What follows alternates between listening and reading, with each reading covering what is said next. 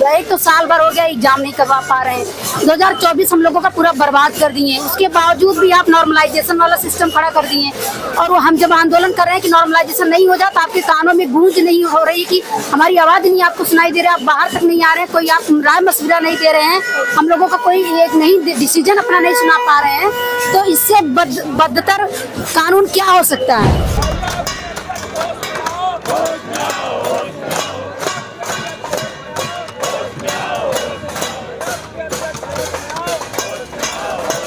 मैं जौनपुर से हूँ। मैं प्रयागराज में आज 5 साल से मैं प्रिपरेशन करती हूँ। मैं यूपीएससी की स्टूडेंट हूँ। मैं दो साल से पीसीएस की तैयारी करती हूँ। पीसीएस का एग्जाम दे रही हूँ। इस बार मेरा दूसरा अटेम्प्ट था, लेकिन आज साल भर से मार्च से शिफ्ट होते होते दिसंबर आया है, अक्टूबर आया, अक्टूबर से दिसंबर आ गया, लेकिन पेपर नहीं हो पा रहा है क्योंकि सरकार इतनी लापरवाह, इतनी केयरलेस, उसका प्रशासन इतना घटिया है, इतना बेमतलब लापरवाह है कि कुछ भी कर ले, क्योंकि सरकार के पल्ले नहीं पड़ने वाली, आयोग के पल्ले नहीं पड़ने वाला। 3 दिन से हम लोग स्ट्रगल कर रहे हैं। क्या उनके कान में इतनी आवाज नहीं जा रही है? बच्चे इतना चिल्ला रहे हैं, इतना परेशान है, क्या उनको आइडिया नहीं है कि यहाँ पे क्या हो रहा है? आपका एक बहाना बन गया कि पेपर लीक होने की वजह से हम शिफ्ट में एग्जाम कंडक्ट करवा रहे हैं। अगर आप शिफ्ट में आप इतना भरोसे से कैसे कह सकते हैं कि पेपर लीक नहीं होगा, जब आपके अंदर ही इतने सारे लोग भ्रष्ट बैठे हैं, जब अंदर से ही कॉपियां बिक जा रही हैं, लीक हो जा रहे हैं, तो आप क्या लगता है कि आप कुछ प्रशासन के माध्यम से आप पेपर लीक रुकवा सकते हैं?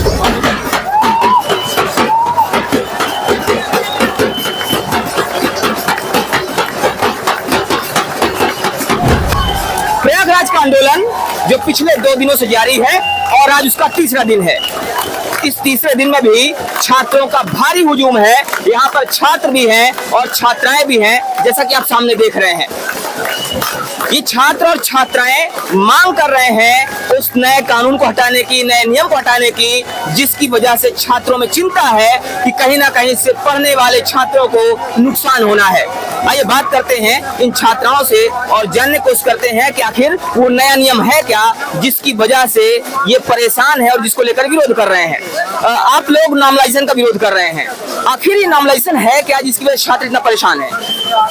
नॉर्मलाइजेशन में ये है कि जैसे पेपर आपका जब करा दिया जाएगा, 2-3 शिफ्ट में होगा, तो किसी का नंबर कम हो, किसी का नंबर ज्यादा हो। मान लीजिए हमारा नंबर कम है, तो जब नॉर्मलाइजेशन होगा, जब उसका शिफ्ट बनेगी, तो उसमें हमारा नंबर और घट भी सकता है और बढ़ भी सकता है।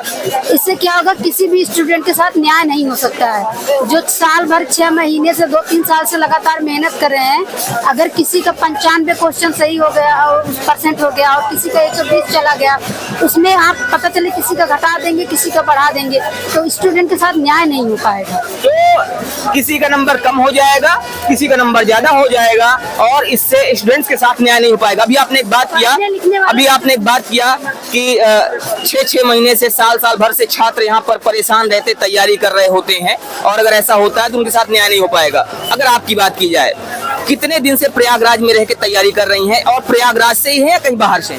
नहीं, मैं जौनपुर से हूँ। मैं प्रयागराज में आज 5 साल से मैं प्रिपरेशन करती हूँ। मैं यूपीएससी की स्टूडेंट हूँ। मैं 2 साल से पीसीएस की तैयारी करती हूँ। पीसीएस का एग्जाम दे रही हूँ। इस बार मेरा दूसरा अटेम्प्ट था, लेकिन आज साल भर से मार्च से शिफ्ट होते होते दिसंबर आया है, अक्टूबर आया, अक्टूबर से दिसंबर आ गया, लेकिन पेपर नहीं हो पा रहा है। और लास्ट में क्या हुआ कि अब नॉर्मलाइजेशन वाला सिस्टम चल रहा है। और नॉर्मलाइजेशन में क्या होगा कि हम इतने सालों से जो लगातार बच्चे मेहनत कर रहे हैं, पढ़ लिख रहे हैं, उनके साथ न्याय नहीं हो पाएगा सर। और इसके वजह से हम लोग चाह रहे हैं कि नॉर्मलाइजेशन ना हो हम लोगों के साथ में। जैसे पहले एग्जाम होते थे उसी तरीके से एग्जाम होना चाहिए, हम लोगों के साथ न्याय हो सके। तो जैसे पहले एग्जाम होते थे वैसे एग्जाम होना चाहिए जिससे छात्रों और छात्राओं के साथ न्याय हो सके। आपका क्या कहना है? बिल्कुल, जैसे पहले एग्जाम हो रहा था,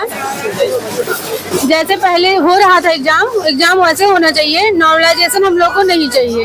1 डे 1 शिफ्ट करवाएं। सर आयोग इसको जो है जो चेंज किया है रूल, बीच में रूल क्यों चेंज किया? रूल नहीं चेंज कर सकता है, ऐसे रूल थोड़ी ना चेंज होता है जैसे आयोग चेंज कर दिया है। 5 डिस्ट्रिक्ट है जब हमारे प्रदेश में, और पहले भी तो एग्जाम होते रहते थे। अभी 2023 में एग्जाम हुआ, जब उसकी आप पेपर लीक, आपका एक बहाना बन गया कि पेपर लीक होने की वजह से हम शिफ्ट में एग्जाम कंडक्ट करवा रहे हैं। अगर आप शिफ्ट में आप इतना भरोसे से कैसे कह सकते हैं कि पेपर लीक नहीं होगा, जब आपके अंदर ही इतने सारे लोग भ्रष्ट बैठे हैं, जब अंदर से ही कॉपियां बिक जा रही हैं, लीक हो जा रहे हैं, तो आप क्या लगता है कि आप कुछ प्रशासन के माध्यम से आप पेपर लीक रुकवा सकते हैं?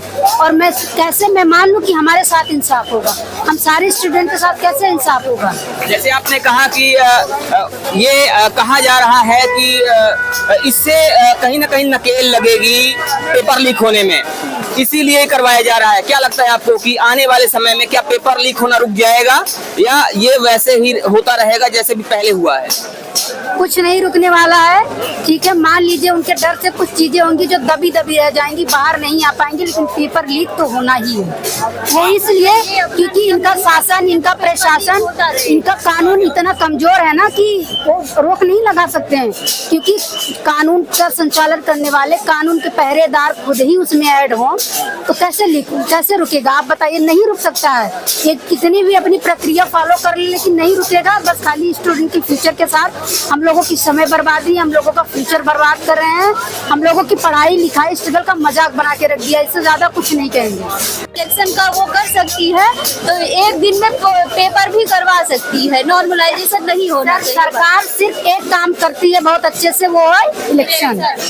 उसके अलावा अगर वो किसी चीज में अच्छा काम कर दे, अच्छा प्रदर्शन कर दे, तो युवाओं को आज ये जो सड़क पे आंदोलन करना पड़ रहा है 3 दिन से भूखे प्यासे, ये नहीं करना पड़े। और ये होगा क्योंकि सरकार इतनी लापरवाह, इतनी केयरलेस, उसका प्रशासन इतना घटिया है, इतना मतलब लापरवाह है कि कुछ भी कर ले, क्योंकि सरकार के पल्ले नहीं पड़ने वाली, आयोग के पल्ले नहीं पड़ने वाला। 3 दिन से हम लोग स्ट्रगल कर रहे हैं। क्या उनके कान में इतनी आवाज नहीं जा रही है? बच्चे इतना चिल्ला रहे हैं, इतना परेशान है, क्या उनको आइडिया नहीं है कि यहाँ पे क्या हो रहा है? उसके बावजूद अगर सामने वाला बाहर नहीं आ रहा, इसका मतलब कि वो अंधा बहरा गूंगा सब है, उसको कोई आइडिया ही नहीं है कि यहाँ से बच्चों के साथ कितना गलत हो रहा है। आपको नॉर्मलाइजेशन करना ही नहीं चाहिए था, ये नौबत ही नहीं लानी चाहिए थी। एक तो साल भर हो गया एग्जाम नहीं करवा पा रहे हैं, 2024 हम लोगों का पूरा बर्बाद कर दिए। उसके बावजूद भी आप नॉर्मलाइजेशन वाला सिस्टम खड़ा कर दिए। और वो हम जब आंदोलन कर रहे हैं कि नॉर्मलाइजेशन नहीं हो जाता, आपके कानों में गूंज नहीं हो रही कि हमारी आवाज नहीं आपको सुनाई दे रहा, आप बाहर तक नहीं आ रहे हैं, कोई आप राय मशविरा नहीं दे रहे हैं, हम लोगों का कोई एक नहीं डिसीजन अपना नहीं सुना पा रहे हैं, तो इससे बदतर कानून क्या हो सकता है?